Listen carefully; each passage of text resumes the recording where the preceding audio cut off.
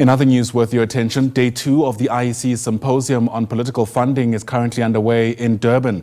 The conference center, in fact, this conference is being held under the theme Sustaining Multi-Party Democracy Through Enabling Political Party Regulation in South Africa, discussing topics such as the influence of money in politics, transparency in funding, accountability, and the desirability of reforms to strengthen regulatory frameworks. These are some of the discussions taking place. Watching the story for us is SABC News reporter Natasha Phiri, who joins us now live from Durban. And Natasha, I think we heard from the finance minister earlier today weighing in on these discussions. What did he have to say? Well, thank you so much, and of course to our SABC viewers. Well, he had a very interesting, comments to actually make for the better half, for the first part of the conference, which actually kicked off at 9 a.m. As you would know, today is the final and the last day of the political party symposium. And coming out of this, delegates then, would need to take this conversation forward. How do they strengthen the Political Party Funding Act, which was then implemented 4 years ago in 2021. But just coming back to the finance minister, he left delegates with a lot of questions, but made very interesting comments, saying that political parties must be fully funded. Also asking the question that delegates must actually able to decide, deliberate upon what optimal figures they would be talking about when he says that political parties must be fully funded. And the thing is, Ayanda, it comes at a very interesting time. We saw research yesterday by the Human Sciences Research Council, which revealed that people had little or no faith in political parties, in the Political Party Funding Act. And of course, the finance minister making these very interesting comments. We went into a briefing about 20 minutes ago, and I'd posed a question that, what does it actually mean to fully fund the political parties?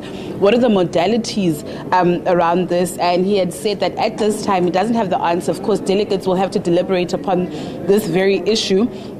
But Ayanda, what needs to be taken into account in the permutations is, the election work of various political parties, the political work as well. And, these are just some of the things that political parties or the permutations around what he actually, had suggested. Another issue that was a bone of contention and that we as the SABC News has been actually on top of is the issue of whether to decide whether the IEC must be given more powers to police and strengthen the political party funding. And yesterday we heard sentiments from the IEC saying that it would be very difficult if they're actually to be given this task. Remember, Ayanda, that the IEC has a mandate to deliver elections and not really to investigate various political parties over the Political Party Funding Act, how much declarations they get and donations from their various funders. And we heard suggestions yesterday, some political parties,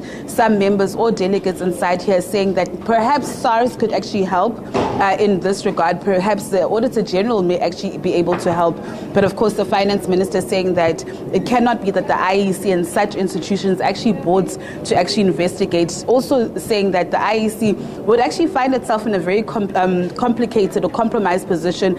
Others would then say the IEC is actually biased towards them if they actually asked to investigate political party A, B, or C over non-compliance of a non-declaration. But of course, you would, for those who don't know, perhaps, there have been certain political parties who have been funded over non-compliance. Just last year, I could think at the top of my mind, you have the COPE, ANC, AIC, and the ATM were actually fined about between 10,000 or 40,000 rand over non-compliance in regards to them not declaring their donations to the IEC. So these are just some of the top conversations that have been taking place. And of course, some people have actually started reacting to this very issue. I tweeted on X about the comments of the finance minister, and people are saying that it cannot be that he had suggested that political parties must be fully funded, not in our economy and not when South Africans don't trust